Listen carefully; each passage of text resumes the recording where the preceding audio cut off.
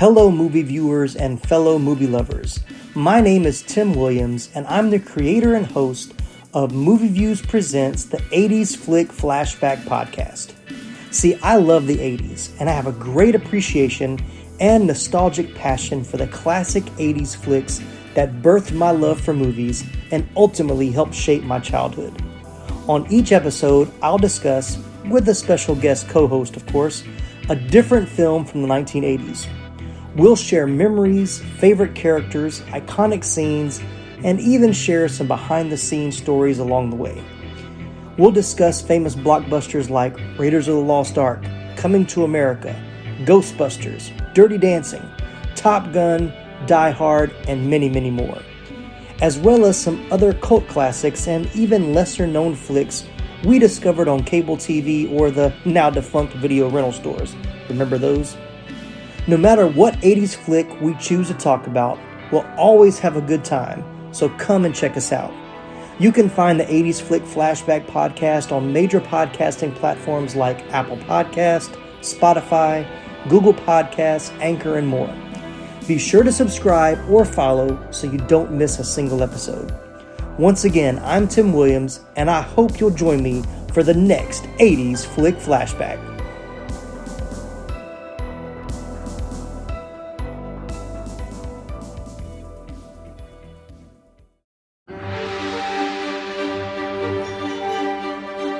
Hey guys, welcome to this Moving Panels one shot. This one's going to be a little different. I don't have a guest with me. It is Saturday, October 16th. It is DC FanDome 2021. And so you're going to sit with me as we go through this show. It's probably going to be about 3 to 4 hours. Obviously, you will not have to listen to the entire thing. I'm going to kind of pause and come in with my comments on what I have just witnessed. So stay tuned and let's see how this goes. Hey DC FanDome, and hello to everyone watching around the world. I am so excited right now to be here and to talk to you about the man in black himself, Black Adam. All right, so we just got a quick look at Black Adam, and I got to tell you, it looks pretty good. It wasn't a lot. We had a couple of explorers definitely doing something they probably shouldn't have been doing. They wake up or unfreeze or conjure, whatever happens. Black Adam himself, he's got a cloak on.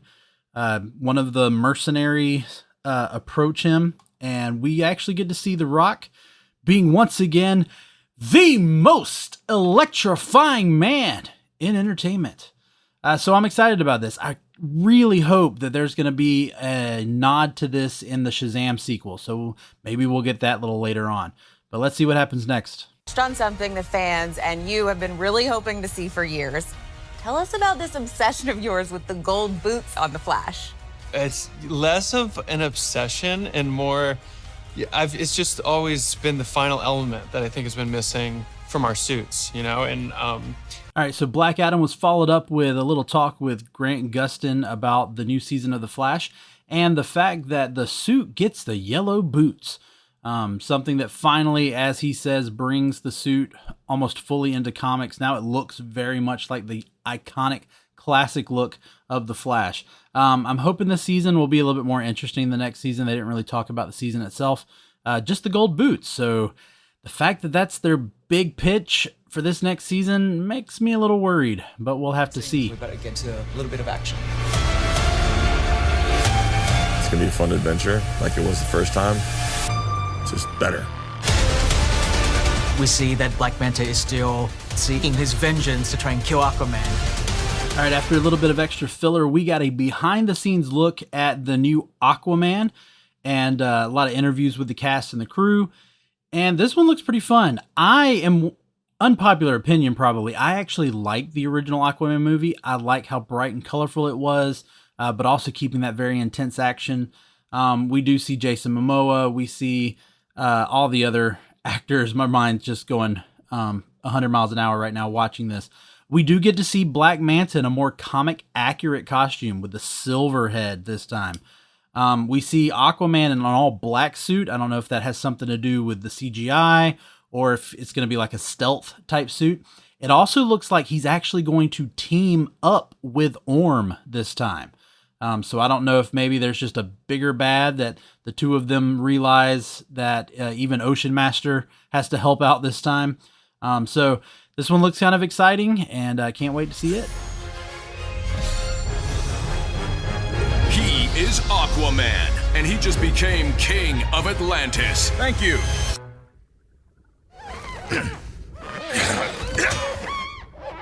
Is there a different throne we could... No. And the fate of his people, of his home, of all the So we have world followed is up in the his hand. Aquaman and the Lost Kingdom behind the scenes footage with Aquaman King of Atlantis, the animated trilogy, which apparently is out now on HBO Max, so I'll have to give that a look. The animation, it's going to be very silly. It's going to be very goofy, kind of reminds me of Cartoon Network type stuff. Even kind of gives me a similar vibe as The Adventure Zone. So this one's going to be interesting. We'll probably definitely hit this up on a, probably not a full episode, but we'll probably hit this up on a one-shot. All right, let's see what's coming up next. That no one knows yet. This is FanDome breaking news, which is the first Milestone animated feature film is now in the works. I just watched a great interview with Milestone about Milestone Comics, featuring Reggie Hudlin, who is one of the producers, and Dennis Cowan, who is one of the co-founders. Now, I'm not big on Milestone Comics. I read some of Icon and, of course, Static. Huge fan of Static Shock, the animated show, when I was a kid. And they talked about there's going to be a live-action movie of that. Plus, we're going to get a first ever Milestone animated feature, and DC always does a really good job with those animated features. So I'm looking very forward to seeing how this comes out, and maybe even getting another one of those crossovers, the worlds collide like they did back in the day between DC and Milestone. So we'll have to wait and see.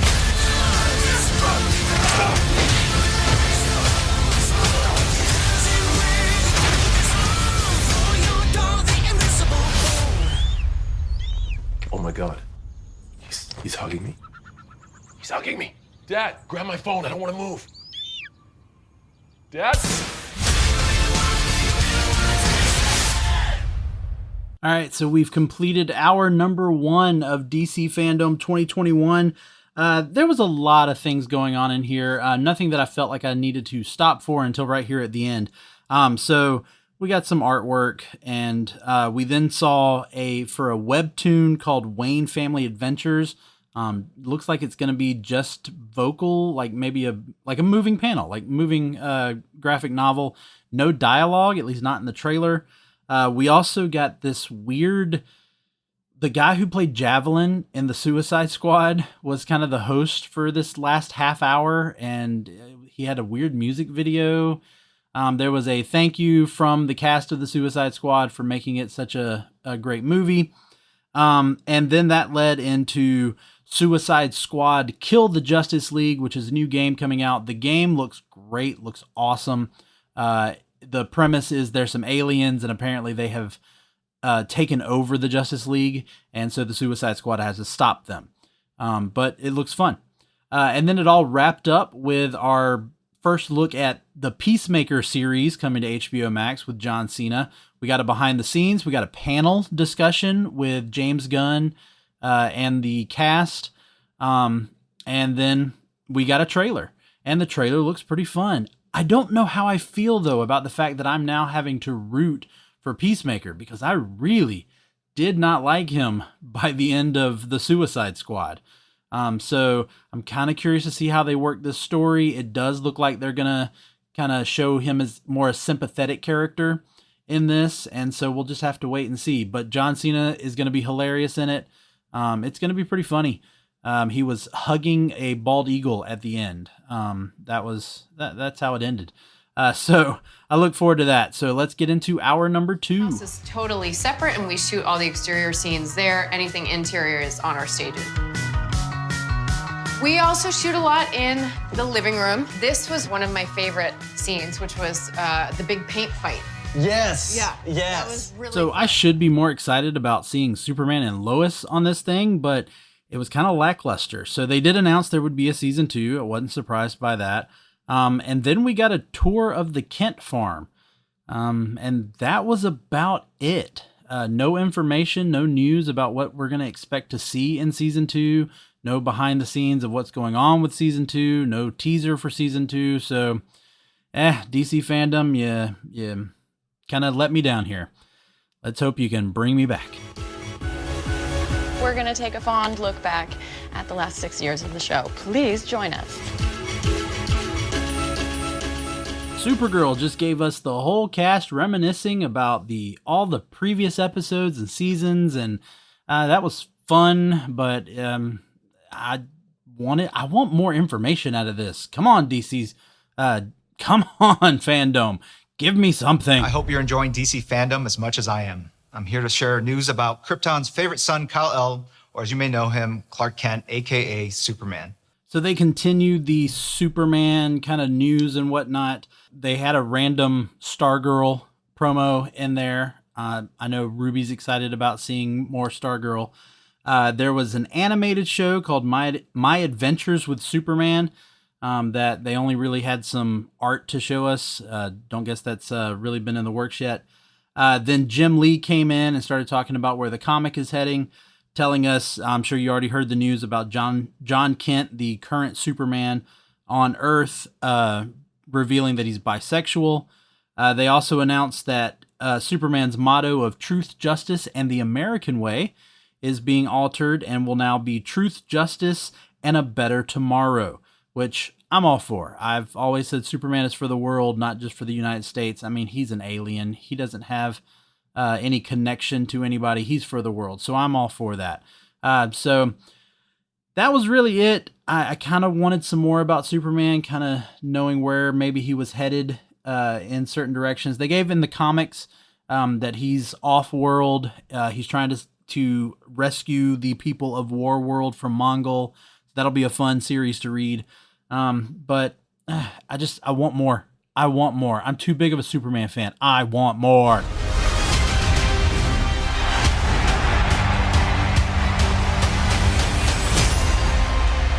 League of Super Pet. I love it. Perfect. Hey! Pets, plural. You ever heard of a league with one dude in it? I haven't. Well, they say I'm in a league of my own. Oh, you're in a league of your own, all right. Mm-hmm. Ain't nobody as messed up as you. All right. So we just got a teaser of League of Super Pets, in which I honestly didn't know this already. Crypto is going to be voiced by Dwayne Johnson, and Ace is going to be voiced by Kevin Hart. It also is going to feature many other voices, but I want to point out John Krasinski and Keanu Reeves. This is going to be so much fun. The animation reminds me very much of Secret Life of Pets, which is fitting with Kevin Hart. So I know this is definitely another one that Ruby's going to be all into, and we're probably going to have to do an episode on that one after we see it.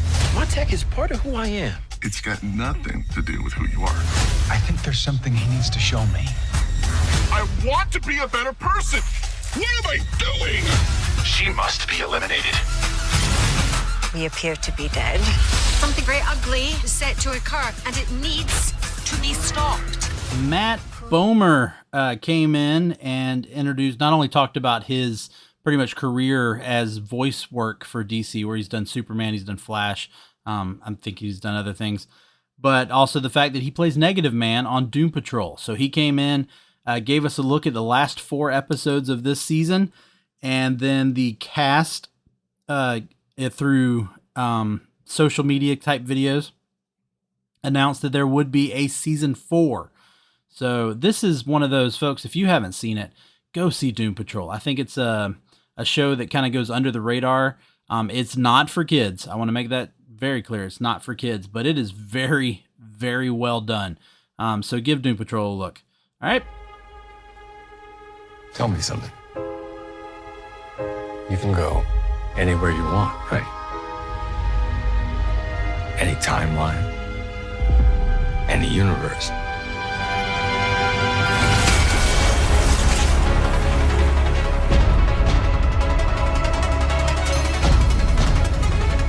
Why do you want to stay and fight to save this one? You changed the future. And you changed the past.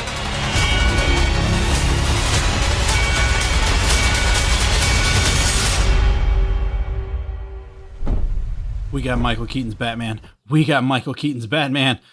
So we got a look at The Flash. Ezra Miller told us they're still filming, so there wasn't really much to give us, but man, the little teaser they gave us was so good.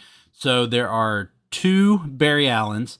Not quite sure where they're going with that. Obviously, we're doing Flashpoint because we also see him go back to his home. We see him back in the present. Looks like he's surprising his mother. We also got a quick glimpse at Supergirl in a couple of the frames. The suit looks awesome. Love the suit with the almost the lightning kind of going through it. I also noticed his lightning is red and yellow, and they're going away from the blue lightning that he had in the Justice League movie. But we hear Michael Keaton's voice throughout the teaser, and then we see the back of his head. We see the cowl. We see the ears. Just gave me chills. And then they tease us of Barry Allen seeing the 1989 Batmobile underneath a tarp. And of course, right as he removes the tarp, it ended. But we got Michael Keaton's Batman. What would have Diana? What would Bruce? What if Clark? What would they have done? You know, in the quiet spaces, what would they have done between fighting crime? What would they have done between saving the universe? And there's just this natural thing, I think, for fans to want to continue that thought, to want to continue that storytelling. We just got to look at a new book called The Other History of the DC Universe, with a interview from the writer of it, John Ridley, and it was kind of interesting. It pretty much looks at some of the side characters, Bumblebee, Black Lightning, The Question, and kind of looks at, what happens to them after the big battles. It kind of sounds like a very interesting book. It's going to be available November 9th. I'm going to try to definitely kind of look at that one, and might do a review on that. I do want to do more reviews with these one-shots. So this one looks good. Pulling the best joke ever. It'll be my masterpiece.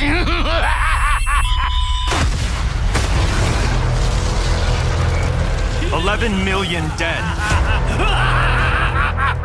We are approaching the end of hour number 2. Sorry, my voice is a little gone.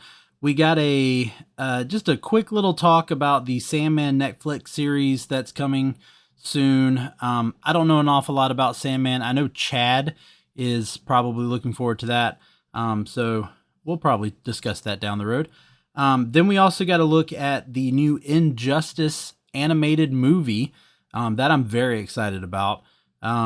With Justin Hartley, little interview with Justin Hartley, who is the voice of Superman. So that means Green Arrow from Smallville is now playing Superman. But it looks really good. I've always been interested in that story. You go back to the one shot where me and Justin talked about sympathetic villains, and I talk about the Injustice Superman. So this is going to be a fun one. So like I said, we're approaching hour number 2, or the end of hour number 2. And so let's see what else DC FanDome has in store. Previously on Smallville. What's happening, Jonathan? What are you doing, Clark? Lana. So what are you, man or Superman? I haven't figured it out yet. Smallville! So as we ended hour 2 and started into hour 3, we got a little interview with the creators and the star of the Blue Beetle live action thing that's happening. I'll be honest, I wasn't paying that one complete attention. It's been very difficult sitting here watching this all the way through. And then we got the 20th anniversary celebration of Smallville. Smallville debuted to the day 20 years ago. And this was a huge show for me personally.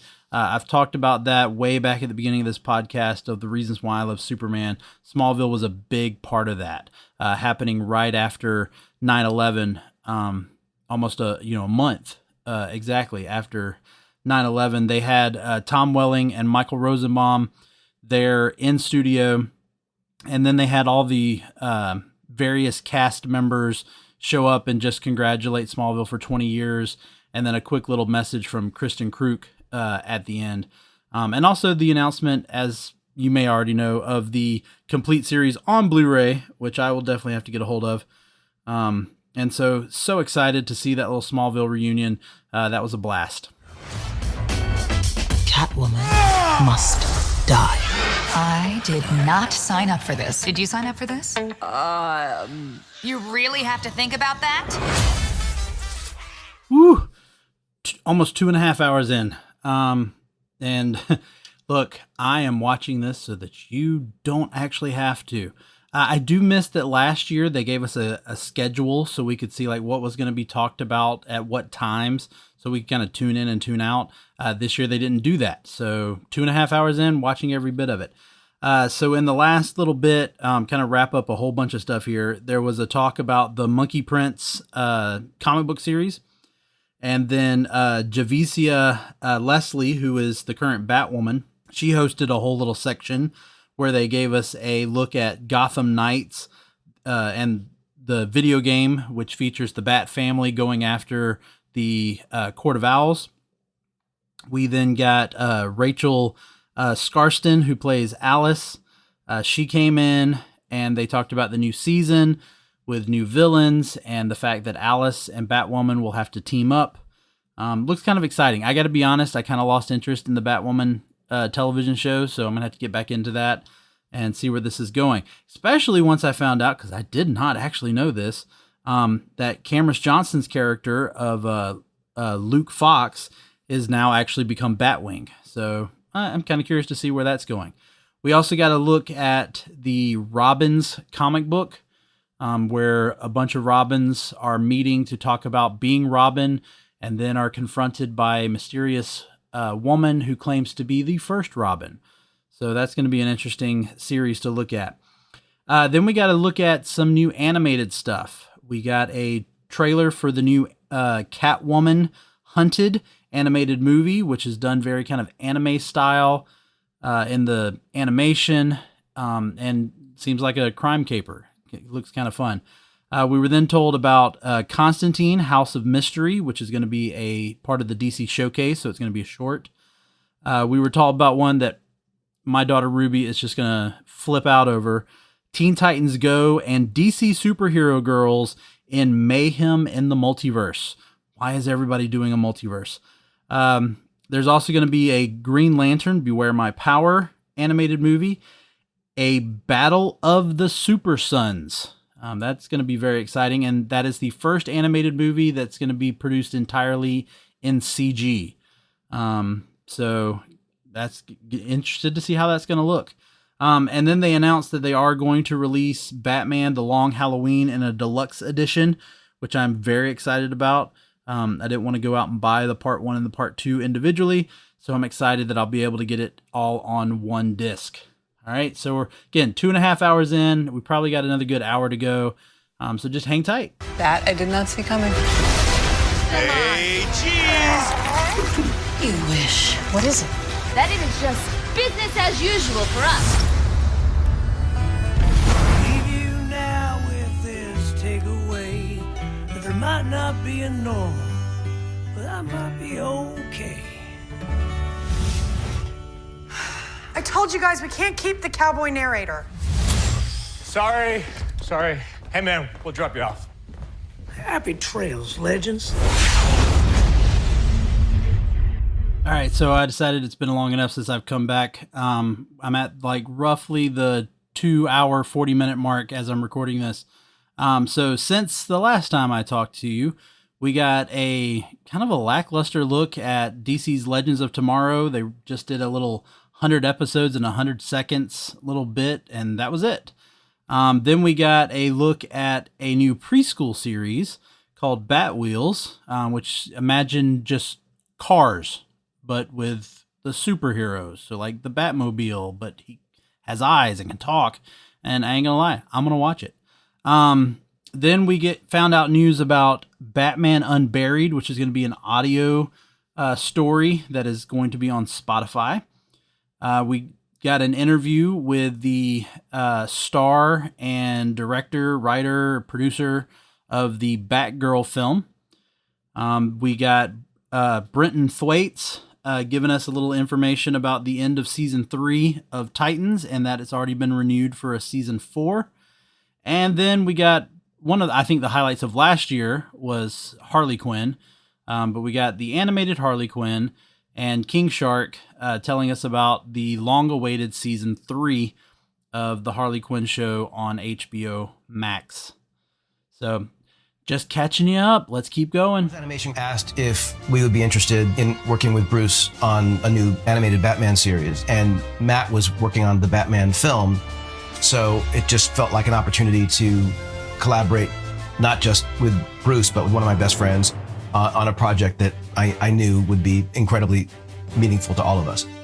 One of my elevator pitch versions of this show is that it's more Batman the Animated Series than Batman the Animated Series. Well, I know Blake Fowler is going to be excited about this. So we got a little interview from J.J. Abrams, Bruce Timm, Matt Reeves about a new Batman animated series called Batman Caped Crusader, which they said is going to be just like the original 90s Batman the Animated Series, except this time they're not limited to the confines of being a Saturday morning cartoon. And they're going to go a lot more noir with it. So it's pretty much going to be Batman the Animated Series for the fans of Batman the Animated Series now that they are older. And I am very excited about that one. The heroes of Young Justice have grown into leaders. McGann, Connor, and Garfield are on their own. But right now, fighting bad guys is the least of their worries. At some point, we decide who we want to be. All right, so we have gotten a look at a mobile game called DC Heroes and Villains. Todd McFarlane talked about his toy line, which I'm a huge fan of. I've got almost I think I do have every Superman version he's come out with, his toy line has come out with. And then we got to look at Justice League Phantoms. I guess this was technically would be season 4 of, not Justice League, Young Justice Phantoms. I guess this would technically be season 4. I gotta say the little trailer was a bit over the top, a little over dramatic, if you asked me. But I've always enjoyed the Young Justice show, so I'll look forward to that one. It's probably your favorite DC movie of all time, featuring the only teenager to ever take a subway ride to the Rock of Eternity, Philly's own Billy Batson. The new movie is called Shazam. You see what I did there? Because in the movie, when he says, anyway, I'm Zachary Levi, and let me tell you something, our new movie, Shazam! Fury of the Gods, is going to be out of this world. In fact, the fate of Philadelphia and probably, I don't know, actually the entire world is in my hands. But this time, the family and I, we're up against some seriously scary villains. So we just got our first official looks at Shazam! Fury of the Gods, a behind the scenes introduced by Asher Angel and Zachary Levi.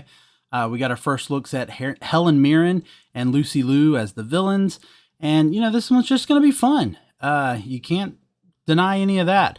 Before that, we got a interview with the director and writer of DMZ. They're turning that into a movie. If you're not familiar with that storyline, the second Civil War has happened in America. It is the United States of America versus the Free States of America. And Manhattan has become a demilitarized zone, thus DMZ. The movie's going to star Rosario Dawson, so you know it's going to be awesome. We also got to look at the new CW show Naomi, who, if you're not familiar, is a character in the comic books known as Powerhouse. It's going to be geared more towards the young adult, like a lot of CW shows do. We got an interview with the star of that, Casey Wallfall. And we got a short little clip. Didn't really reveal much, but we got a short little clip. All right, we are just past the 3-hour mark. So I know it's probably going to be coming to an end pretty soon. And I am just waiting for that. I know they're going to wait till the end, but to get the Batman trailer, I know it's going to happen. So let's find out. We are so excited to get to be here and get to talk about the spirit of Wonder Woman. When I think about myself as a child, learning about the character and watching Linda and how much it meant to me and how much it went on to mean to me over the years, you know, getting to be a part of the passing of the torch of this amazing character into the world is incredible. It was an honor to and an excitement for me to go to see your movie, Patty.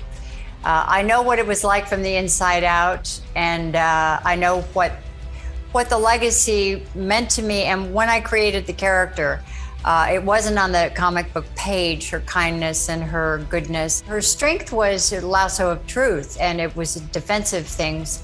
And that meant something to me, because we know what Wonder Woman is. We, not just you and me, but the women out there and the women that have come behind us and with us and through us. And I hope that they can see what that is in their own lives. It gives me sort of chills talking about it. Happy 80th birthday to Wonder Woman. 80 years of Wonder Woman. She's the last of the Trinity to celebrate her 80th. And it's almost Wonder Woman Day, so go out and celebrate that. We got a retrospective Wonder Woman. We got a lot of people connected with DC talking about how much Wonder Woman means. We also got an interview with Patty Jenkins, the director of the 2 Wonder Woman movies, and Wonder Woman herself, Linda Carter, talking about it. We're also told that there would be a 3rd movie happening with Patty Jenkins directing, and that there's also a Trial of the Amazons DC crossover event that is occurring inside of the comics. They're now talking about Sweet Tooth, so let me get to that. For some reason, Batman just always stood out. It's one of the major characters of the 20th century, and so many people connect to it on such a deep level and for so many different reasons. All right, so we're getting into the final here. They're starting to talk about the Batman, but let me talk about what happened. You heard me mention that Sweet Tooth was starting. So we just had a Q&A with Christian Convery, the kid that plays Sweet Tooth, that plays Gus. We also found out that there's going to be a season 3 of Pennyworth. Got to be honest, haven't seen any of those because I don't have a subscription to Epix. And Jim Lee talked about the winners of the art contest, which I know you can't see that listening to this podcast. But now we're getting into the Batman, and so I will come back in just a moment to wrap this whole one shot up. I got you! I got you!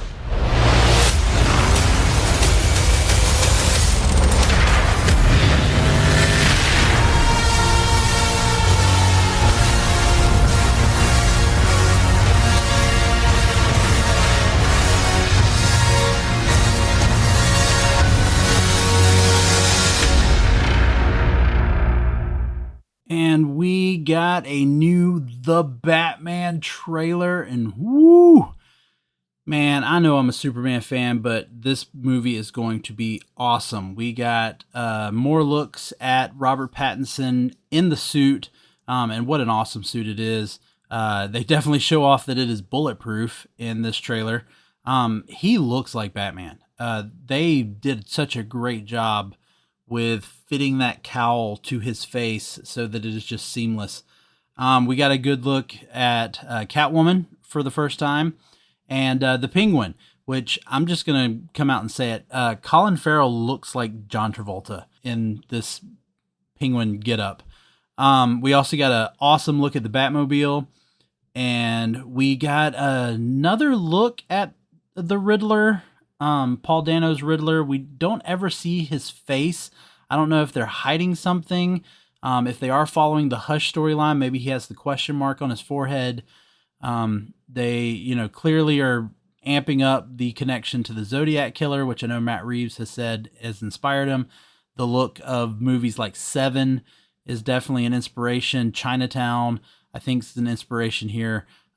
Very excited. I'll probably do a breakdown of it on TikTok, so give that a listen. But thanks for sitting with me for a good 30 minutes here, but I saved you almost 4 hours of watching this on your own. If you want to watch it, go watch it. I'm sure there'll be a way to stream it or put it onto YouTube, and then you can kind of skip around and see kind of some of the stuff that you heard me talk about. But thanks for joining me for this one shot. For Moving Panels, I'm Laramy Wells, and I'll see you on the other side of the page.